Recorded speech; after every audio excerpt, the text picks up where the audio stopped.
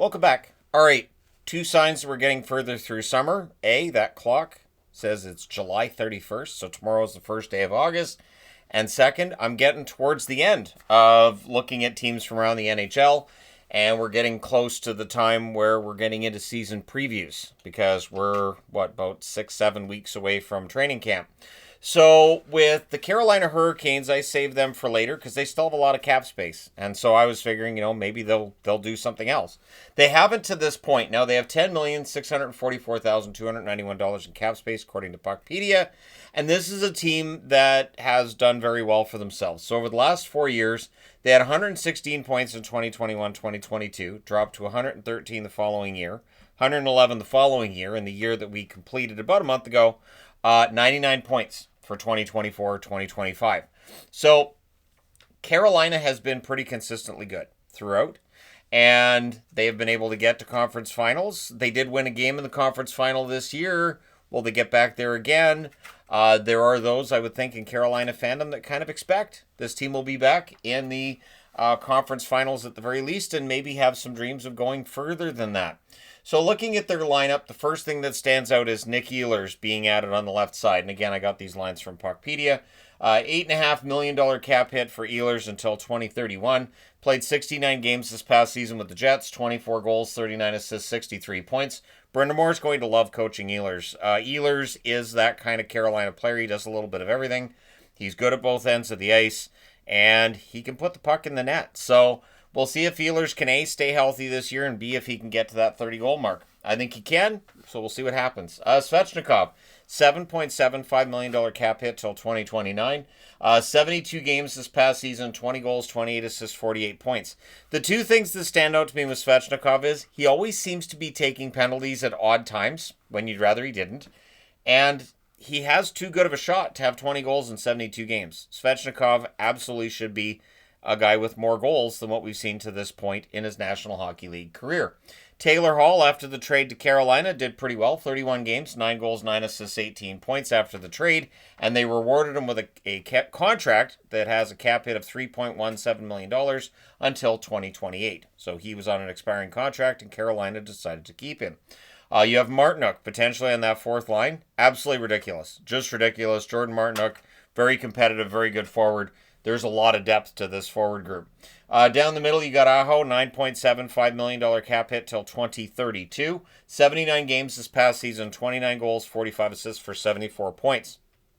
So Aho has been excellent. Kokaniemi, $4.82 million cap hit until 2030. 78 games this past season, 12 goals, 21 assists, 33 points. If there's one thing that I would say Carolina might need to figure out, if these lines are all accurate and everything, second line center. I don't know if with the moves they've made so far, if Carolina has a true second line center, and having almost $11 million in cap space, there's room there for them to bring somebody in if they can find a player that would suit their needs. Jordan Staal and Jankowski, who had a ridiculous shooting percentage after arriving in Carolina. I don't expect that to continue this season, but Jankowski likely on that fourth line.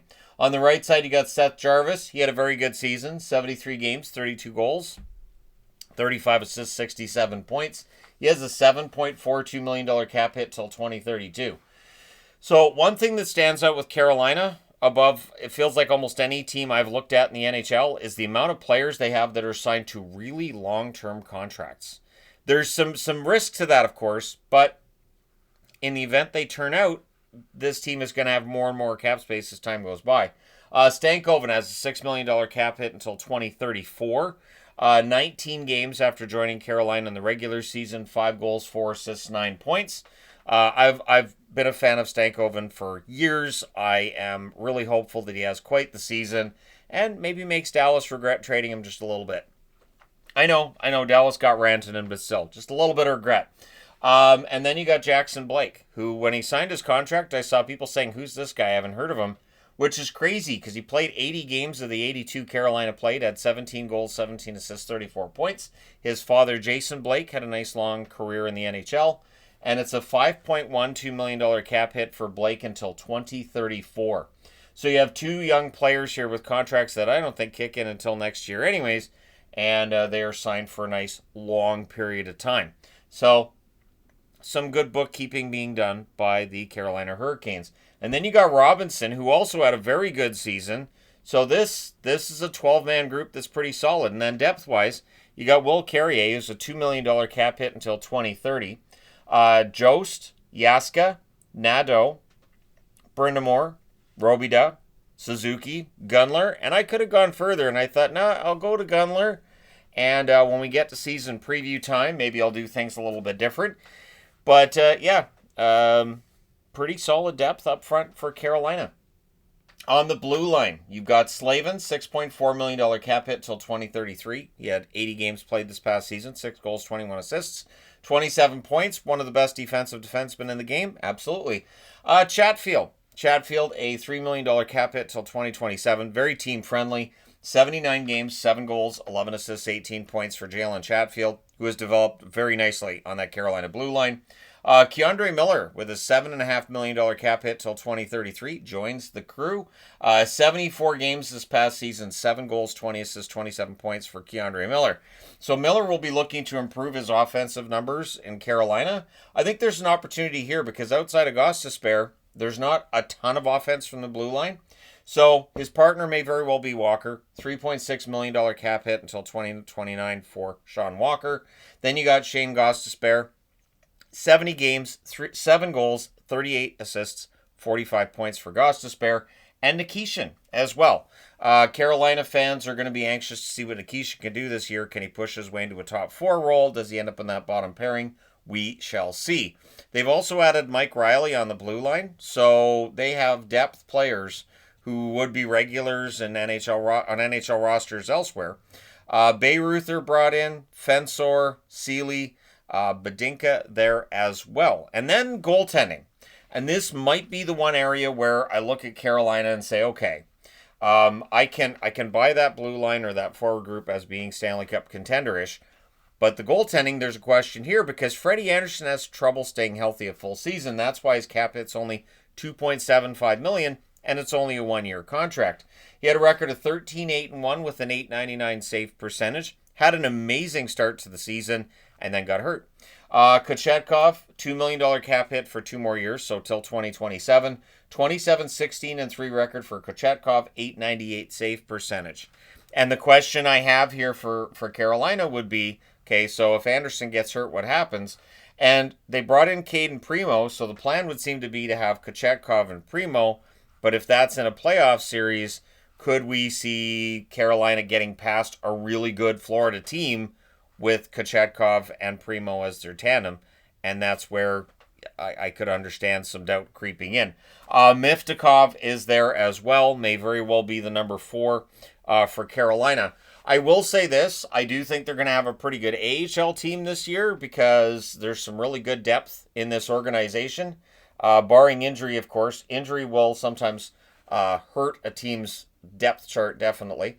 But Carolina, I think, will stay in contention. I do wonder, so have they done enough? I think that a little bit of depth down the middle would help.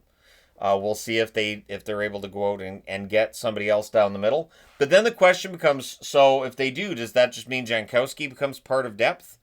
Do they have them more players depth-wise that aren't going to be in the lineup? And might 1 or 2 of those players end up being a trade chip for something else for the team? So I think Carolina's done a very good job of maintaining a top spot in the NHL or near top spot in the NHL while still bringing in younger players. One of the things I like that Carolina's got going here is that it's not just an aging team. They're not shy about adding young players, like bringing in Stankoven in that trade or adding Blake to the lineup and keeping him in the lineup for the full season. So we'll see what happens this coming year, but there's a lot of players signed for a very long time. Carolina clearly believes in what they've got building right now in North Carolina. And so the question I have is, do you believe in what Carolina has built? Are the Hurricanes going to hold up their first Stanley Cup in 20 years in 2026? Or will they fall short yet again?